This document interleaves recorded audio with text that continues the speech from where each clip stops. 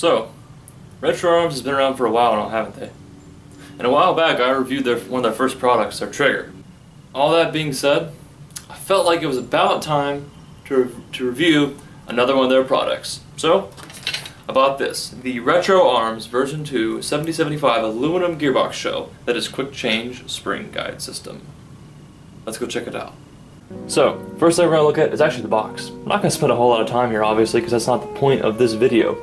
But I do like how Retro Arms always sends their products in these nice packaged boxes that you can actually, put them back into if you ever want to sell them again. Unlike Lonex and they come with these cheap plastic boxes, these come in these nice little boxes that have styrofoam in them. I just really like it when a company actually puts time into the presentation of a product. Pretty cool. Straight up out of the box, what you're looking at is you're going to get the shell, duh. It's nice and lightweight actually, and being made out of aluminum, that's to be expected. It's just incredibly lightweight. It'll come with bearings initially. I bought this used, so it did come with bushings, which are much better than bearings if you ask me.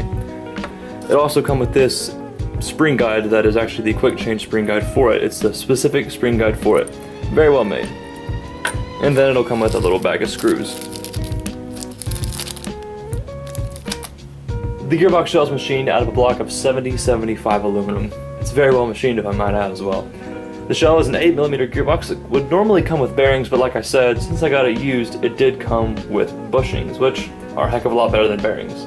The Retro Arms Chunk of Holiness comes with some neat features, so let's go over them. It comes with this awesome little hole here off the side to help you shim beveled opinion better. A lot of shells don't do this, and it irritates me ridiculously. With this, I don't have to remove it myself and make the hole myself, and that would be really hard to do with aluminum. The Retro Arms gearbox shell also comes radius, which is just awesome, because that's less work for me.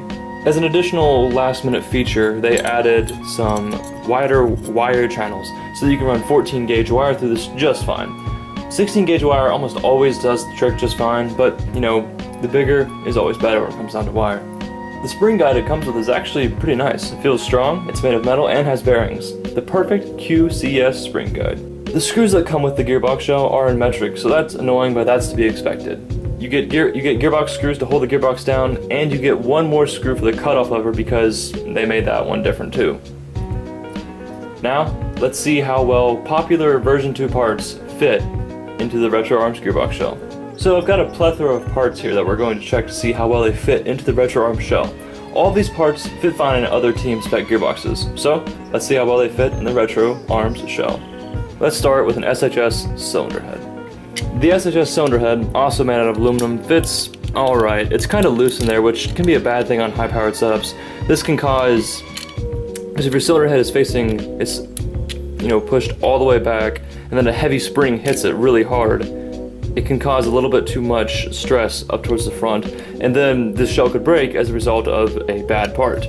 This is kind of a bad issue if you ask me, because this kind of requires people to purchase Retro Arms cylinder heads, and so that's not always a good thing. Next item up, the SHS cylinder. The SHS cylinder does not fit. It does not fit at all, and that is a big problem if you ask me. Just like the SHS cylinder head, this can cause problems. You can force this to work just like you can the SHS cylinder head, but you're going to run into a lot of problems. And so you're going to have to go with the Retro Arms cylinder, just like you're going to have to go with the Retro Arms cylinder head. Now, let's try a set of trigger contacts. These trigger contacts actually fit very well. I'm pleasantly surprised. I just threw in an SHS cutoff lever and it fits perfectly. The only problem here is, like I stated previously, is you're going to have to use their own screw or find out what size they use and go get one yourself because, well, the standard screw just simply doesn't fit. And that's kind of a bummer if you ask me. Let's try some triggers. Got a JG one and a Retro Arms one. As to be expected, the Retro Arms trigger fits just fine. No fitment issues at all. Now the JG one, let's see if it's the same. Yep, just the same. Now, the moment of truth. A set of Siege Techs. The Siege Techs actually fit incredibly well. The sector has a ton of room for shimming, as does the spur. However, the bevel, it has just barely enough. I would say it's fine the way it is, so you don't need to shave down bushings or anything, or do anything to the extreme like that, but more room would be, of course, always better. In addition, the Retro Arms version 2 fits great in a GMP receiver set, a G&G CM receiver set, and a JG receiver set. No forcing the square peg in the round hole here. All things considered, I'd say the Retro Arms shell is a fantastic shell and an awesome addition to anybody who wants just a robust, tough gearbox shell.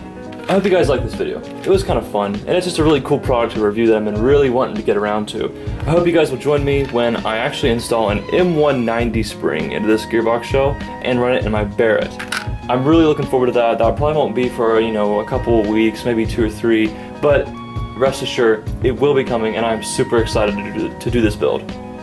I honestly hope I can break this shell because I'd get a free new one. So yeah, I love to break stuff, let me just say that. Well, that'll have to do it for this video. I'll see you guys in the next video, whatever the heck I do. Until then, stay tuned, you techs.